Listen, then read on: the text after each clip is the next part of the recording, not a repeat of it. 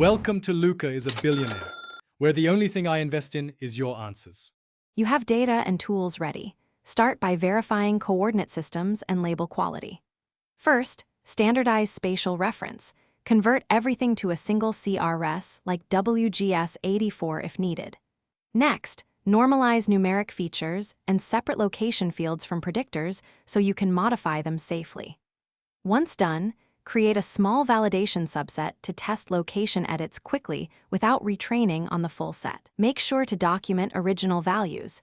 You will need them to compare effects and to roll back if something breaks. You'll now implement location changes methodically. Start with deterministic transforms like translations or rotations to verify model sensitivity. These are predictable and easy to debug. Then create synthetic shifts using Gaussian noise or sampled grid offsets to simulate realistic errors or relocations, and ensure you preserve label correspondence.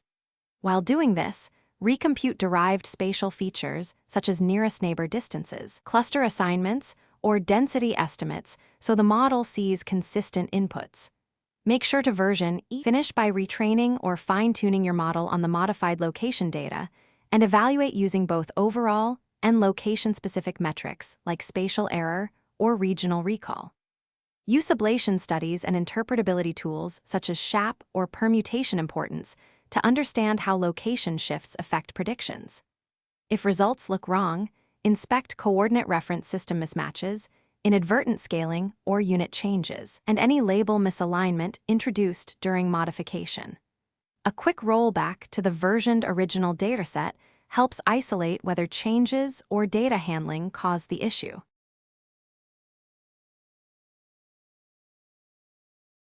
Thanks for watching and please subscribe. It's the best investment you'll ever make.